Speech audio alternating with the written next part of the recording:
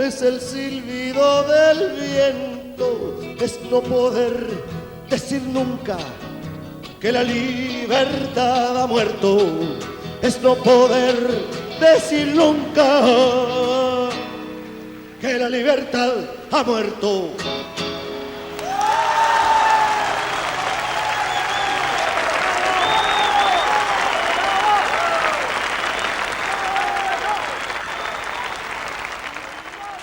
Bonjour Ruth Valentini.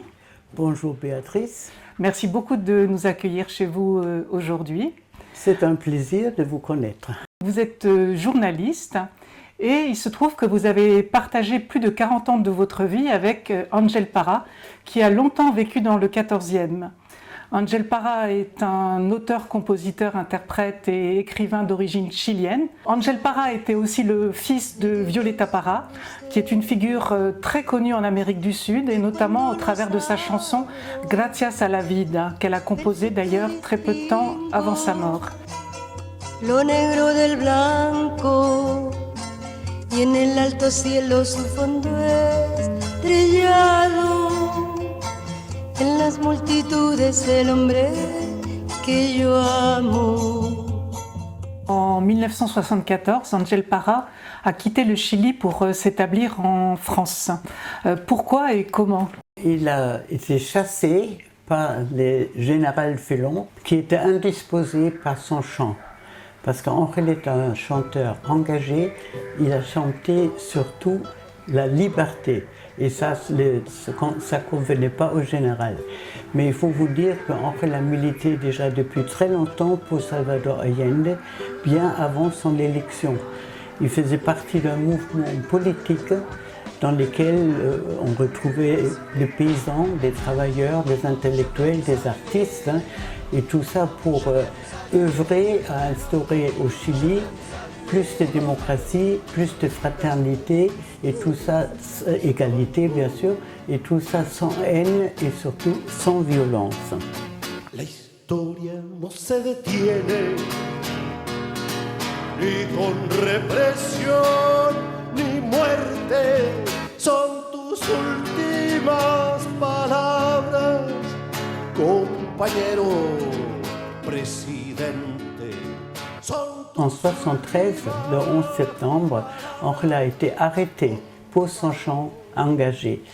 Et il fut d'abord interné dans le stade national et ensuite déporté dans le nord du Chili, dans le désert de Atacama, où il y avait un camp de concentration, Chacabuco.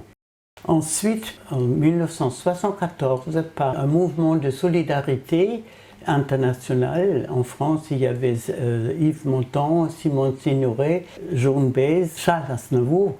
Il a été mis en liberté, mais interdit de chanter au Chili. Donc pour pouvoir subvenir aux besoins de sa famille, il se fait camionneur. Il a transporté le vin chilien d'un endroit à l'autre. Mais ce n'était pas un métier pour lui. Il est parti au Mexique, où il était malheureux. Il était malade, il n'était pas bien personnellement, il avait plein de problèmes et surtout il n'aimait pas vraiment la vie au Mexique. En 1976, sa sœur Isabelle était déjà à Paris, installée à Colombes, où il y avait aussi les Quilapayún. Donc Ángel a débarqué au Chili, à Paris, en mars 1976. Et c'est d'abord à Colombes et ensuite à Paris dans un autre lieu.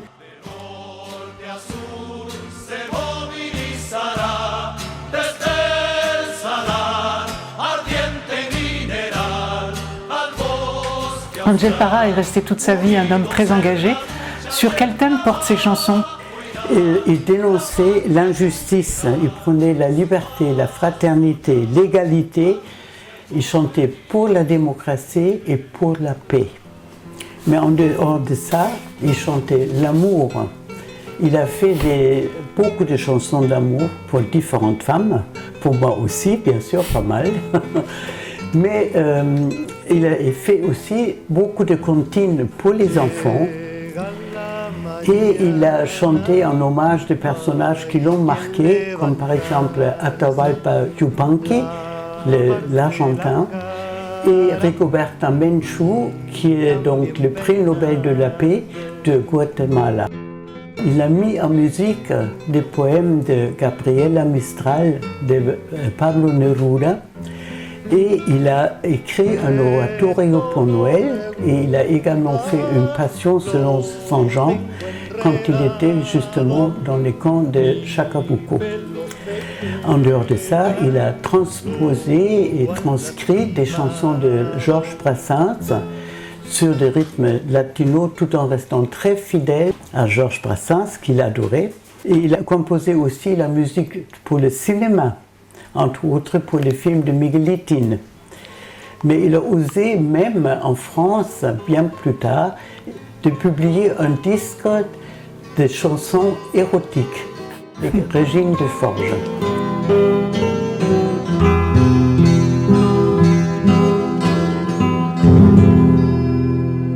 Vous avez écrit un livre de souvenirs qui est en vente en ce moment à la librairie Tropique du 14e, qui s'intitule Septembre, avec un S. Pourquoi ce titre? Il est pluriel parce que, à travers de ces pages, il y a plusieurs jours en septembre qui se font, que je mentionne. Le 3 septembre 1970, c'était le jour de l'élection du président Salvador Allende, socialiste, élu démocratiquement et qui a formé donc un gouvernement de l'Union populaire.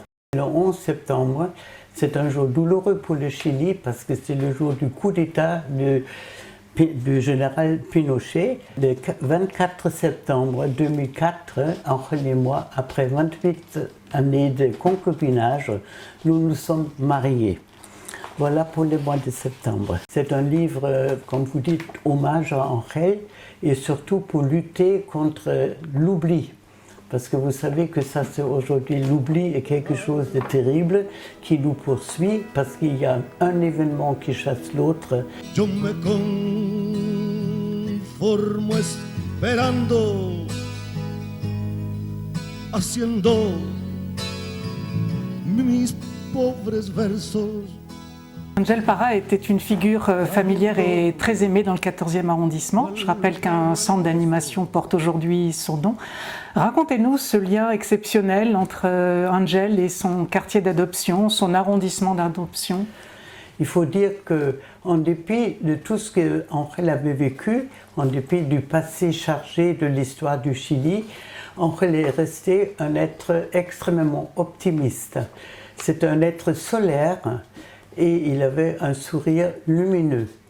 Il était très ouvert, il était totalement intégré dans les quartiers, beaucoup plus que moi qui partais le matin et rentrais le soir.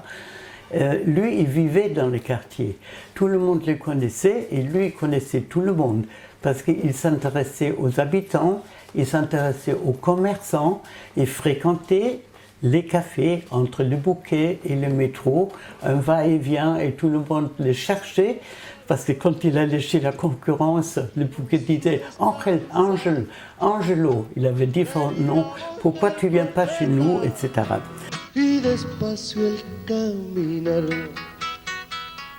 Il avait des relations à cette époque avec le maire Pierre Castagnou du quartier, qui était un être extrêmement apprécié, qui nous a mariés en 2004. Plus tard, il avait des relations avec Pascal Cherki et avec Karine Petit, évidemment. Angel, il croyait dans la jeune génération, dans leur capacité créative. Par exemple, il avait un studio de travail dans la rue de l'Ouest, où la porte était toujours largement ouverte. Il recevait tous les jeunes Chiliens, Français et d'autres nationalités qui venaient lui demander conseil. Il leur disait à chacun: ce que l'on obtient sans effort n'a pas la moindre de valeur. Pour leur dire, il fallait vraiment donner davantage. En l'an 2000, il y avait un jeune franco-chilien, Roberto Romero, qui à l'époque était le vice-président de la région Paris-Île-de-France. Il se portait avec l'idée de créer un centre culturel pour les jeunes pour empêcher qu'ils traînaient dans la rue, etc. Et surtout, les jeunes du 14e diminuent. Alors Angel a tout de suite adhéré à son projet de créer ce centre culturel qui était à l'époque donc les centres culturels et d'animation Vercingétorix. Angel était très actif dans ce centre, il faisait partie du conseil d'administration parce que pour lui, il était important pour les jeunes d'apprendre les arts et leurs pratiques. Et ça, c'était donc la possibilité qu'on leur donnait au centre. Pour devenir vraiment un être humain à part entière, il faut pratiquer la culture, il faut connaître la culture, il faut pratiquer les arts.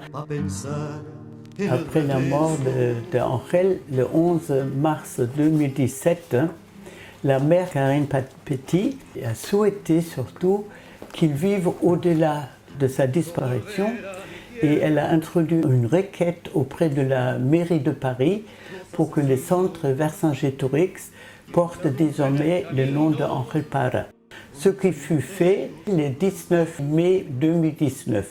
Angel, en quelque sorte, a déboulonné les grands chefs des Gaulois en mangeant un tout petit morceau de son territoire, c'est-à-dire le centre Vercingétorix qui est devenu le centre Angel Parra. Et c'est un clin d'œil qui m'amuse beaucoup et comme Angel avait beaucoup d'humour, il faut rajouter qu'il aurait été pas mécontent que Vercingétorix devienne Angel Parra. Merci beaucoup Ruth pour cet entretien, c'était vraiment passionnant. On a adoré écouter parler d'Angel Parra, l'amour de votre vie apparemment. Merci à vous de m'avoir écouté parce que ce qui compte pour moi, c'est de lutter contre l'oubli. Et qu'Angel continue à vivre dans ce quartier, pour moi c'est absolument indispensable. Y como cuerpo de Cristo se habrá de multiplicar. Como pueblo avergonzado que encuentra su dignidad.